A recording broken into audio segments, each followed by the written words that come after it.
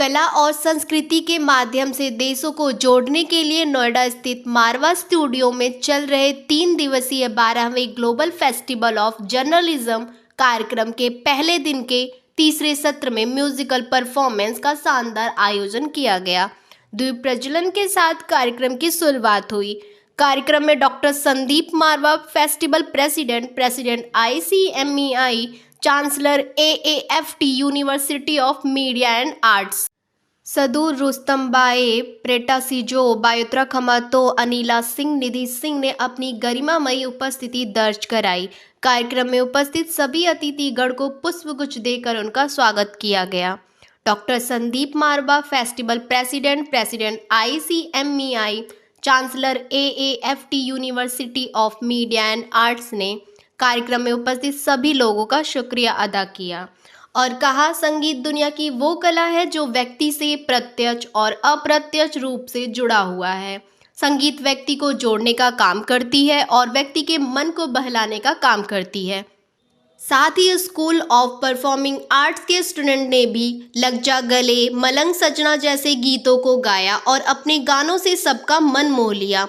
कार्यक्रम में सभी अतिथिगण को डॉक्टर संदीप मारवा द्वारा फेस्टिवल मोमेंटो दिया गया। युवा ऊर्जा हो तो वाइब्रेंट होगा ही होगा, ठीक है ना। ये 12th ग्लोबल फेस्टिवल है जर्नलिज्म का, और जर्नलिज्म पत्रकारिता जो है उसको चौथा स्तंभ कहा जाता है।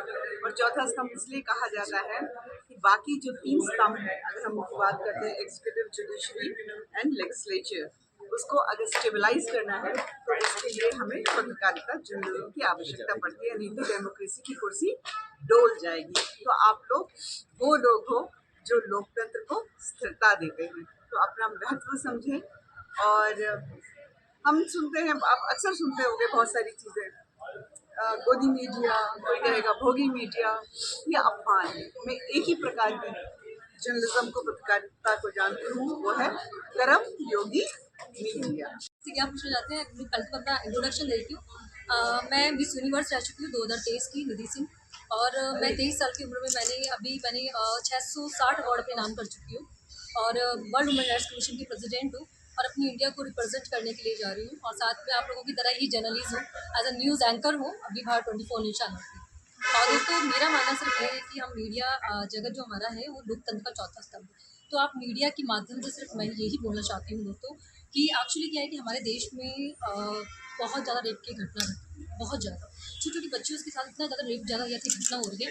तो मुझे ऐसा लगा, मैंने राष्ट्रपति जी के सामने ये बात रखी है कि जो छोटी छोटी बच्चियाँ हैं हमारे स्कूल्स में पढ़ रही हैं, प्राइवेट स्कूल हो चाहे गवर्नमेंट स्कूल हो, कई स्कूल्स हैं, उन स्कूल्स में हमारी बच्चियाँ पढ़ रही हैं, उनको हम सेल्फ डिफेंस सिखाएं।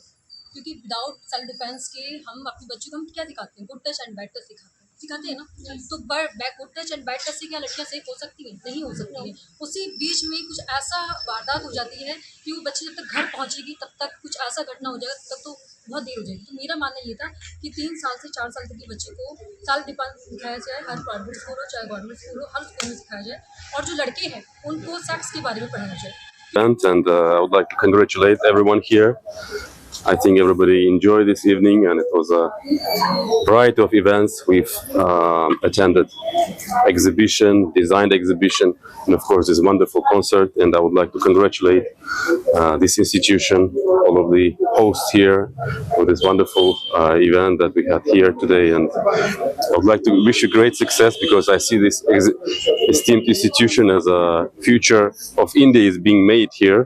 So I would like to congratulate everyone. And thank you so much. बायोत है, और मैं जैसे यहाँ जो हिंदी गाने सुनाए उन्हीं की तरह बचपन से मैं भारत से हिंदी भाषा से मेरा बहुत बड़ा प्रेम था। और इसीलिए यहाँ ताशकंद में एक ओरिएंटल स्टडीज फैकल्टी होती थी, उसी में 5 साल का हिंदी का कोर्स पूरा किया। इसके बाद 1 साल के लिए लखनऊ यूनिवर्सिटी में आया और फिर 86 से 90 तक मैं बोकारो स्किल प्रोजेक्ट में एज इंटरप्रेटर रहा हिंदी के। और इसके बाद मैं पूरी जिंदगी Tashkent state university of oriental studies में हिंदी पढ़ाने में लग गया है और अभी तक वही उसी यूनिवर्सिटी में मैं हिंदी पढ़ाता हूँ। और इसके साथ साथ ताशकंद में इंडियन कल्चरल सेंटर है, वहाँ लोकल लोग जो हिंदी सीखना चाहते हैं हम उनके लिए स्पेशल कोर्स है हिंदी भाषा के, मैं वहाँ भी हिंदी पढ़ाता हूँ। इस प्रोग्राम में पहले दिन के हम लोगों ने गीत और संगीत का कार्यक्रम रखा और मुझे बड़ी खुशी है कि उज़्बेकिस्तान से एक ग्रुप यहाँ पर पहुँचा है जिसने हिंदी फिल्मी गानों का यहाँ प्रदर्शन किया है। बेहतरीन खूबसूरत गाने और बहुत ही मज़ेदार तरीके से यहाँ प्रदर्शित किए गए हैं। हॉल जो है वो झूम उठा था और मुझे लगता है कि बहुत बड़ा दिन है मेरे लिए, क्योंकि एक तो 12वां एडिशन है हमारे ग्लोबल फिल्म फेस्टिवल का और ये सुबह से तांता लगा हुआ है और विभिन्न देशों के राजदूत यहाँ पर बार बार किसी न किसी कार्यक्रम के उपलक्ष्य में पहुँच रहे हैं। आने वाले 2 दिनों में भी यही हाल होने वाला है और रंगारंग कार्यक्रम जो हैं वो इसी तरह जर्नलिज्म फेस्टिवल के साथ भी जुड़े रहेंगे। आज इंटरनेशनल डे ऑफ जर्नलिज्म है, कल रेडियो डे है और परसों वैलेंटाइंस डे है और तीसरे दिन हम लोगों ने यहाँ पर फैशन शो का भी प्रदर्शन रखा हुआ है। मुझे उम्मीद है कि सारे कार्यक्रमों में हमारे सभी यहाँ पर आने वाले डेलीगेट्स अलग अलग देशों से, अलग अलग प्रदेशों से और ख़ास तौर पे जो स्टूडेंट्स हैं वो पूरा आनंद लेंगे।